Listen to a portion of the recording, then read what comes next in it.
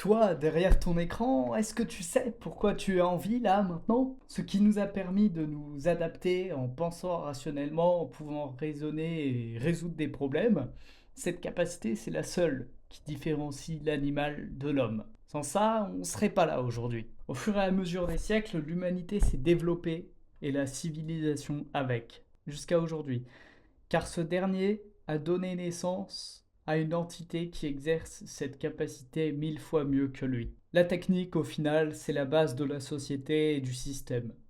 Nos ancêtres se sont adaptés et ont forgé leurs propres outils avec le savoir que eux détenaient, ce qui a permis au fur et à mesure de développer la civilisation.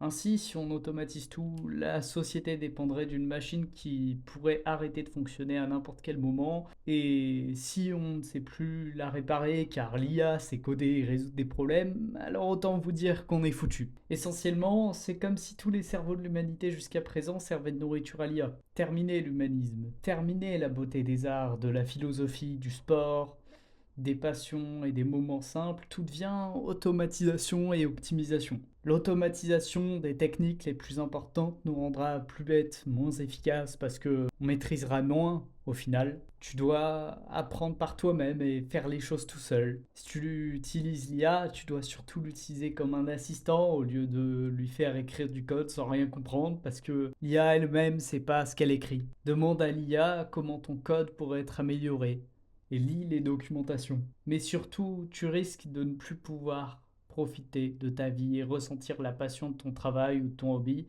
D'ailleurs, Benjamin Code, youtubeur français qui fait des vidéos sur le code, lui-même a fait une vidéo en parlant de ce sujet. Perso, j'adore le coding et les techniques informatiques, les trucs qu'on est censé faire soi-même avec son cerveau sur un ordinateur. Ça me permet vraiment de ressentir une satisfaction du travail personnel que je ne pourrais jamais achever autrement. Ainsi, si on réduit toute à l'automatisation par IA, alors on va très certainement se construire un futur précaire où le seul savoir de l'humanité serait d'écrire des prompts. Mais si jamais un jour l'IA ne fonctionnerait plus, serions-nous capables de survivre?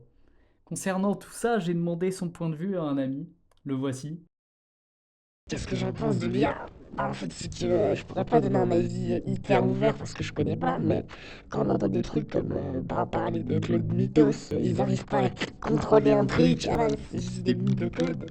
C'est normal que le pélo normal n'arrive même ça un peu après aussi le fait qu'il y a beaucoup de gens qui ont un QI très limité et qui sont pas capables de se dire que vu que c'est des lignes de code, quelqu'un peut influencer le raisonnement d'une IA. Donc se retrouver à penser comme un truc parce que l'ordinateur a dit et partait du point que l'IA c'est comme une calculette, elle a tout le temps raison. C'est aberrant, la calculette elle t'aura bien. Si tu lui dis de la merde à ta calculette, c'est la même chose pour l'IA. Donc il faudrait apprendre aux gens à utiliser l'IA et leur rappeler que l'informatique c'est un point d'importance en ce moment et que si tu peux changer l'opinion des gens, comme regarde DeepSeek, pour parler, tu sais, du gars là qui était devant un tank là, ou du, comment ça s'appelle, le pays chinois, techniquement, Taïwan. Je te rends compte que tu devais te battre avec DeepSeek pour qu'il parle de Taïwan. Donc, le problème avec l'IA, et vu que c'est du privé, et qu'il n'y a pas d'État qui se met sur le coup d'essayer d'avoir une IA pour le pays, et même si un gouvernement fait une IA, elle sera sans doute, vu que contrôlée gouvernementalement, encore pire que les IA privées, techniquement. Je vois un truc, là, si tu parles d'emploi avec supprimé, et mon père me disait que c'est un truc comme ça évolue. Quand t'es pas dans le primaire, le secondaire ou dans le tertiaire, tu fais du service ou de l'industrie, à chaque évolution, il y a des gens qui perdent la rondelle beaucoup. Et malheureusement, c'est comme ça. Donc, tant que t'es pas dans la chaîne, t'es pas un maillon incassable de la chaîne. Et chaque génération, maillon incassable. Si c'est comme ça, et l'IA, ça va être un outil qui pourra nous servir, mais je pense que si on n'apprend pas à vivre sans et qu'on s'en sert que comme un outil, et comme outil rarement, ce sera la seule façon dont l'être humain pourra coexister avec sa création à ce niveau-là. Parce que sinon, on va se faire bouffer par des choses qu'on a créées nous-mêmes. Regarde, la nourriture qu'on crée nous-mêmes nous tue.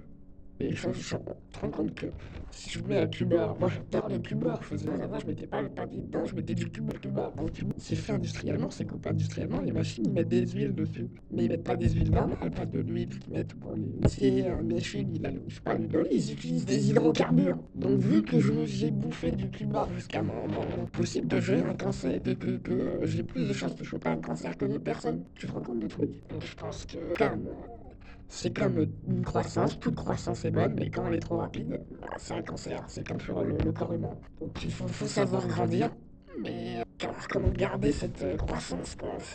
C'est quand même aberrant de se dire qu'il y a des gamins qui vont utiliser l'IA et qui vont plus rien apprendre. Ils disaient tellement à la calculette que avant j'étais petit, j'étais pas sur les tables de multiplication. J'utilise tellement la calculette, je les ai oubliées à l'état. Ça m'inquiète. Mais bon, qu'est-ce que je parle vraiment de dire de plus? Ce serait intéressant qu'on fasse ça avec un sujet. Mais il y a des gens qui sont plus optimistes. Certains louent l'IA comme si c'était une divinité, ou d'autres croient sincèrement que la ruée ne va pas aboutir.